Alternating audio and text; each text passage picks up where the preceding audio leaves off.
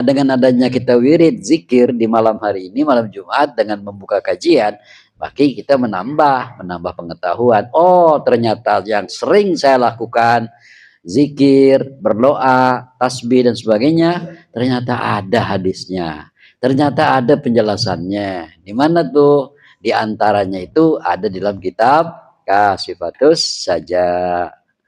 Nah, kan gitu enak kita. Kalau kita tidak taklid lagi, tidak taklid buta. Artinya kita tidak ikut-ikutan, tidak katanya sih nggak gitu. Tapi kita sendiri pernah mengkaji.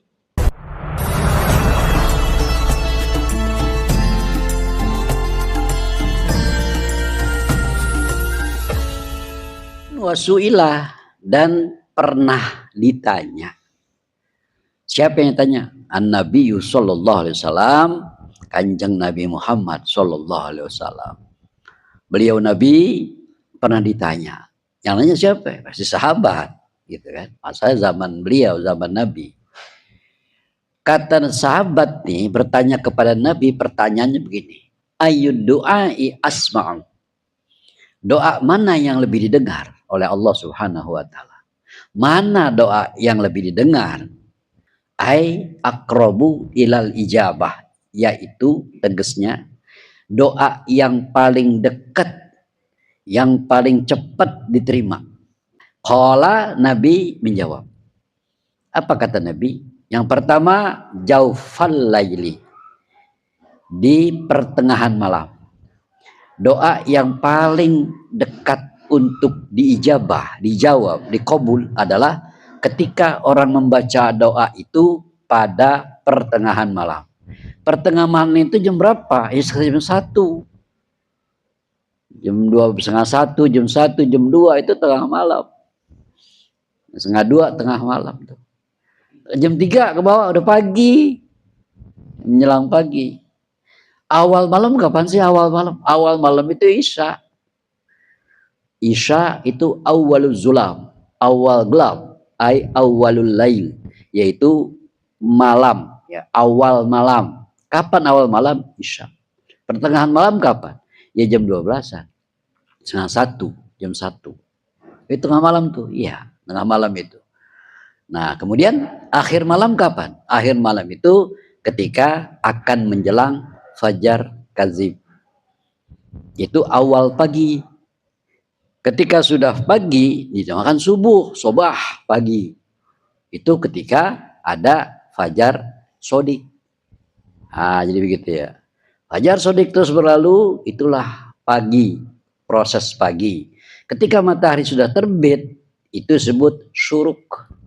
Ketika matahari sudah agak naik, setinggi 1,5 meter, itu disebut dengan duha. Nah, begitulah ya. Nah, jadi seperti itu. Duha terus nanti zawal. Habis zawal terus apa lagi? Istiwa. Ketika matahari ada di tengah-tengah langit. Begitu ya. Nanti ada asar. Lalu maghrib, ghurub. Jadi begitu. Awal malam, isya. Pertengahan malam, sekitar jam 12-an. Itu jadi jaufal lail. Pertengahan malam. Disitulah doa lebih dekat, doa lebih banyak diterimanya oleh Allah Subhanahu wa taala. Tentunya bukan hanya doa saja. Tentunya adalah diiringi dengan sholat. Sholat apa? Sholat tahajud, sholat istikharah, sholat malam, sholat witir. Itu maksudnya. Baru doa, bukan konyong-konyong ujung-ujung doa aja. Bukan. Jadi perlu pengiringan. Kamu mau apa sekarang nih? Mau sholat apa? Tahajud. Setelah tahajud doa. Oh pasti. Nah doa itu yang kau ucapkan di tengah-tengah malam setelah sholat, itulah doa yang paling dekat untuk diijabah. Gitu tuh maksudnya ya. Gitu malam nonton bola, malam nonton HP gitu kan, ya, enak banget. Doa jarang. Bikin status gitu. Boleh aja, boleh, nggak apa-apa, tapi ya paling nggak emang salah begitu ya, nggak salah, boleh aja, tapi ya paling nggak kita pernah juga dong melakukan sholat lalu doa di tengah-tengah malam gitu.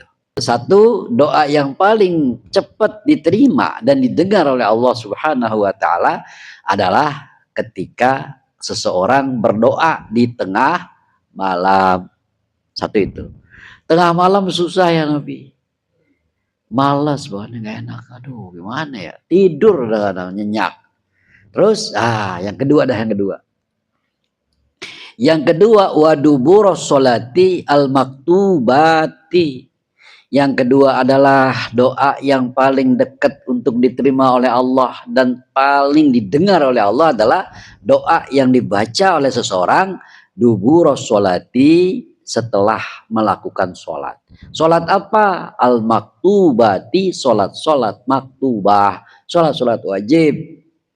Tuh begitu.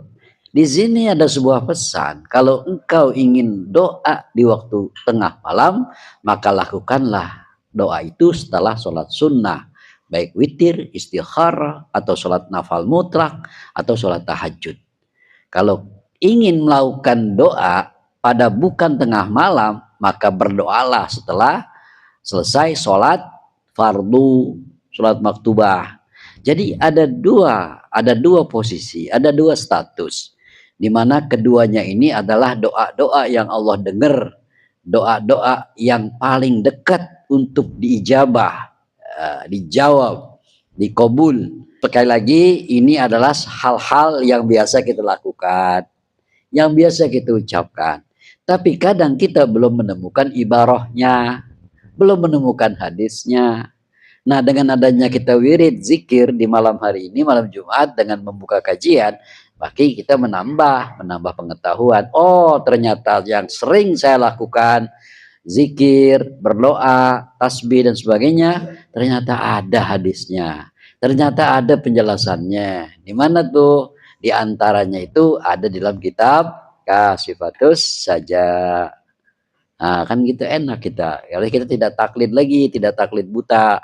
Artinya kita tidak ikut-ikutan, tidak katanya sih nggak gitu. Tapi kita sendiri pernah mengkaji. Ketika kita pernah mengkaji, pernah membahas, pernah memuzakarahkan, berarti kita langsung melihat dalilnya, melihat ibarahnya. Gitu ya. Ya, jadi kita punya referensi, punya sanad. Sanadnya kemana? Ke Syekh Nawawi. Syekh Nawawi dari mana? Dari guru-gurunya. Guru-gurunya dari mana? Sampai ke Rasulullah Shallallahu Alaihi Wasallam. Rawahut Tirmizi. Nah, jadi hadis itu tuh hadis yang doa asma'u ayaqrabu ilal ijabah wala jawfal lail wadubur sholatil maktubati, itu di hadis itu diriwayatkan oleh Imam Tirmizi. Wayakunu. Nah, ini nih, oke ya. Wayakunu kullum minhuma sarran, ya, atau sirran boleh gitu. Dan adanya nih, wayakunu dan adanya, kullum minhuma, tiap-tiap zikir dan doa itu sirran atau sarran, dibaca pelan-pelan. Pelan-pelan aja bacanya, jangan kencang. Doa ya. Karena bisa sholat, iya, bisa pelan-pelan aja. Lakin ya jaharu bihima imamun, lakin tetapi nih ya jaharu, boleh menjaharkan bihima dengan zikir tersebut. Siapa yang boleh menjaharkan? Imamun, oleh imam. Imam boleh menjaharkan, boleh. Tujuannya apa? Yuridu ta'limal ma'mumin, bermaksud untuk memberitahukan makmum. Nah, memberikan pengetahuan makmum nih tentang zikir yang diucapkan. Subhanallah, kencang imam. Gitu kan? Alhamdulillah, kencang. Gitu kan? Kemudian Allahu Akbar, kencang. Awalnya doang. Makmum pelan-pelan aja. Allahu Akbar, Allahu Akbar, Allahu Akbar. Begitu. Ini zikiran setelah sholat nih ya, yang dimaksud nih. Jadi imam tuh mengucapkan sesuatu yang agak kencang, biar makmum tahu. Ini hitungan udah 33. Subhanallah, subhanallah, bihamdi, Allahu akbar, daiman abadah. Alhamdulillah, alhamdulillah, alhamdulillah, alhamdulillah. Alhamdulillah ala kulli hal, Allahu Akbar, kencang imam. Nah, kan makmum jadi tahu perubahan-perubahan atau pergantian-pergantian zikir. Ya kan? Ilahi Rabbi subhanallah, subhanallah, subhanallah. Nah, itu dibaca pelan.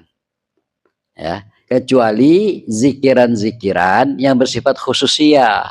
Tapi kalau sholat maktubah itu imamnya baca apa namanya yang awalnya doang, ya kan?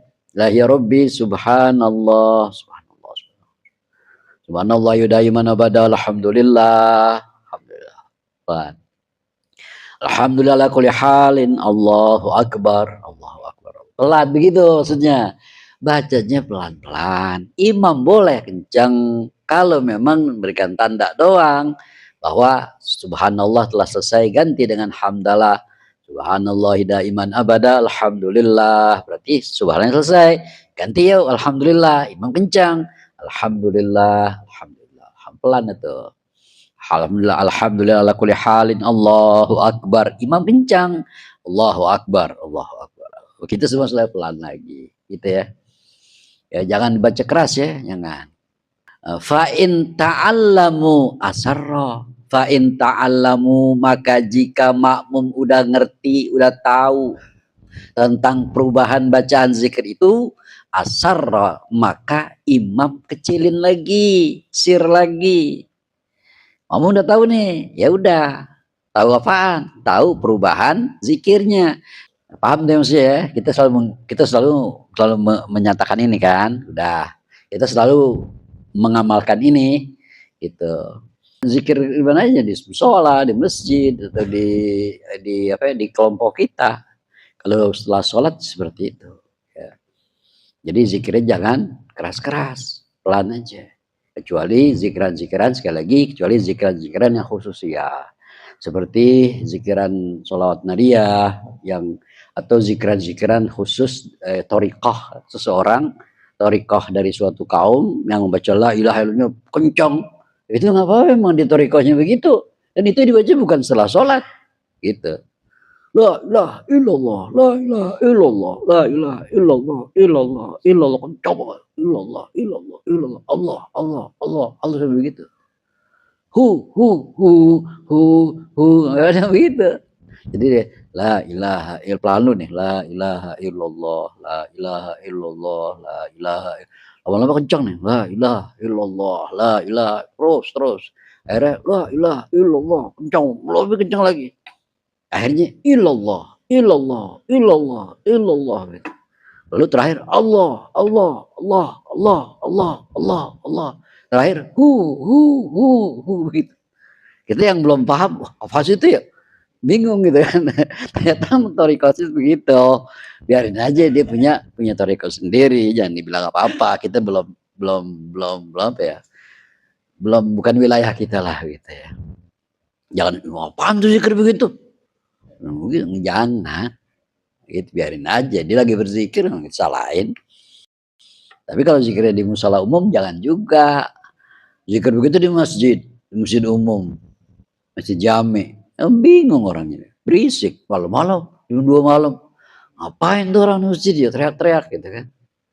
Salah lagi. Yang enak ya di apa? Di ribat, maksudnya di pesantren. Kayak kita nih di taklim ini khusus turu-turu, nggak ada orang umum. Kalau di masjid kan buat umum, di masjid siapa aja boleh masuk.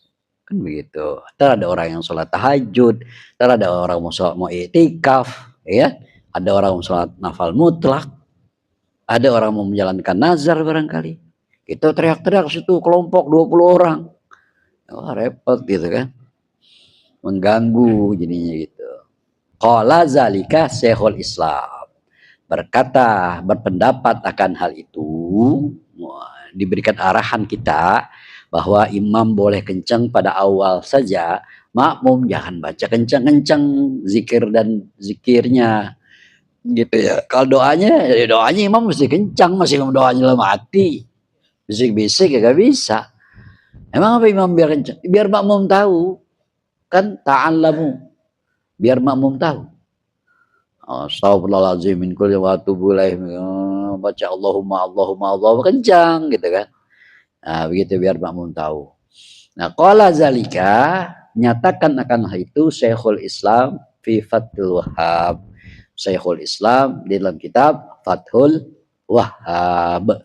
Gitu kan, Syekh Zakaria Al-Ansori menyatakan seperti itu.